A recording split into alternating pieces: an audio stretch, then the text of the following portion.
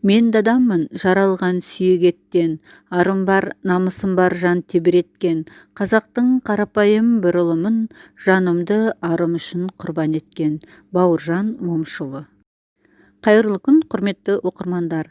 Александр Сергеевич Пушкин атындағы қалалық балалар кітапханасы ерліктің ерен үлгісі Бауыржан тақырыбындағы ерлік сағаты, ел үшін ерінбей еңбек етіп, халық үшін қалтқысыз қызмет еткен, әдебиетіміз бен мәдениетімізде өзіндік қайталанбас қолтаңбасы бар тұлға, қазақтан шыққан әскери қолбасшы, ақын, жазушы Бауыржан Момышұлының 110 жылдығына арнамақ.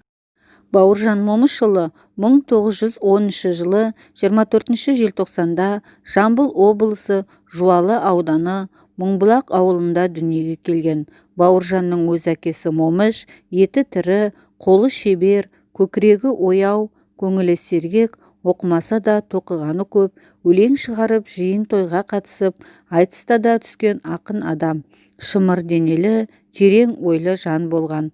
Ал анасы Рәзия қазақ келіні, шешесінен 3 жасында жетім қалған.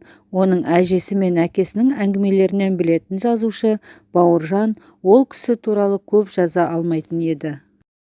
Көзінің тірісінде атаңызға айналған ұлы тұлға Бауыржан Момышұлы туралы біз не білеміз? Рас, ол жау жүрек батыр да, қолбасшы да, қаламгер.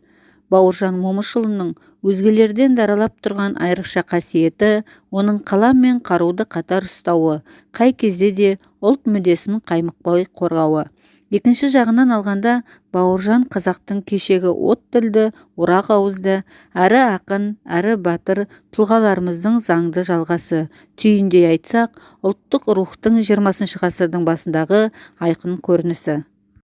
Қадірін білмеппіз ғой тірі кезде, деп жылар сорлы қазақ мен өлгенде, ұрпақ атар 80 мен жүздігімді, тарихтың түкпірінен сөз өлгенде деген өлең жолдарынан Бауыржан Момышұлының көрегендігін көреміз. Бауыржан Момышұлының өмірі, ерлігі бізге үлгі. Ол кісі туралы жазылған шығармаларды оқи отырып, өмірде ештеңеден қаймықпаған, әділ бірбеткей, туған халқын шексіз сүйген адам деп танимыз. Момышұлы Бауыржан Москва үшін шайқас романы. 600-дей жауынгерден тұратын батальон Москваның ту сыртындағы Волоколамск қаласының тас жолымен таң атпай сап түзіп жүріп келеді. Амал қанша? Қайтерсіз енді, біз шегініп келеміз. Міне осылай ащы жеңіліс сұсты суреттен басталатын роман соңында жау қолындағы қалаларды бірінен соң бірін фашистерден азат етіп, қатардағы жауынгер Әлімгерейді орден медальмен марапаттап жатқан дивизия командирі Момышұлын көреміз. Атаңызға айналған гвардия полковникінің қолбасшылық даңқы алғаш рет міне осы Москва үшін шайқаста шыққан. Бауыржан Момышұлының музей апа әңгімелері жинағына өмірінің әр кезеңінде жиналған әңгімелері еніп отыр. Олардың кейбіреулері бұрын жарық көрген, өмірінің қил-қилы кезеңдерінің қызықты тұстарына шолу жасай отырып, асқан шеберлікпен көрген білгендерін қағаз бетіне түсіріп, оқырманмен ой бөліседі. Момышұлы Бауыржан «Ұшқан ұя», «Курляндия майданы» романдары. «Ұшқан ұя» романы көлемінің шағын болуына қарамастан аса құнды қазақ руханиятының қазынасы. Салт сана, дәстүр, ұлттық келбет өте шынайы суреттеледі. Шығарманы оқи отырып, тегіміздің тереңде жатқанын сеземіз, даңққа балайтын даралығымызды көреміз. Ал «Курляндия майданы» кезеңінде жарық көрмеген романы, сан қырлы қаламгерлігінің жаңа беттерін көрсететін бұл еңбегі де Момышұлына тән талғампаздықты, турашылдықты жарқыратып тұр. Көпшілік оқырманға арналған романдар. Біз майданда болып, белуардан қан кештік, тылда жүріп, көз жасымызды көл өттік. Күн түн демей еңбек етіп, жеңіс үшін тер төктік.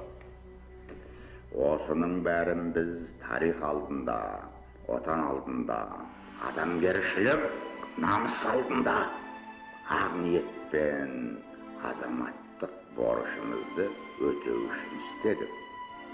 Сөйтіп, оны абыроймен ақтадық. Бұл жеңіс бізге арзанға түскен жоқ. ел дегенде еңіреген ерлеріміздің қан майданда құрбан болғандар аз емес.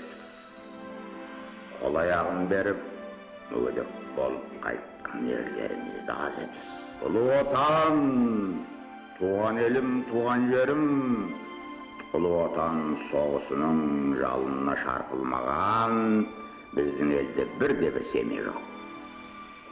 Соғыс қайғысы, соғыс мұңы әрқайсымыздың басымызда болды. Солдаттың сағынышы, ата-ананың қайғысы, жардың мұңы, жетім жесірдің көз жасы әрқайсымыздың басымыздан өтті.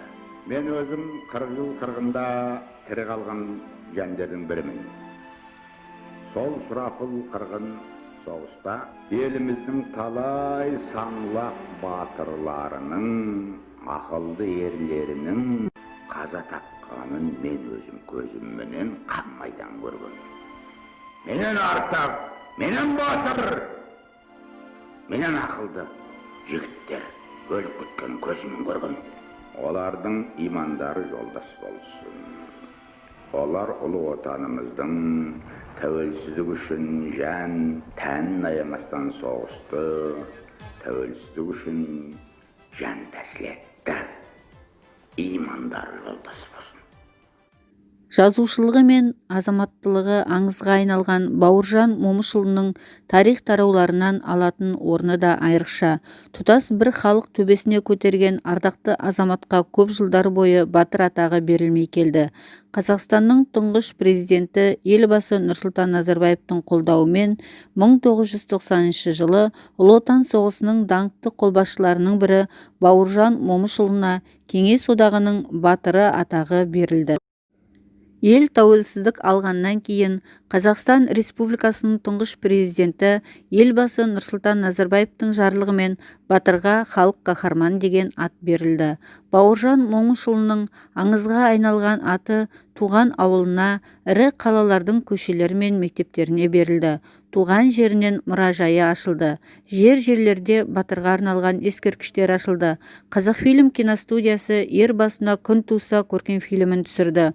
Аты бүкіл әлем халқына аңыз боп тараған қазақ елінің ақиық қыраны Бауыржан Момышұлының қайталанбас ғажайып сырға толы өмір жолы мен көркем туындыларына куә болдық.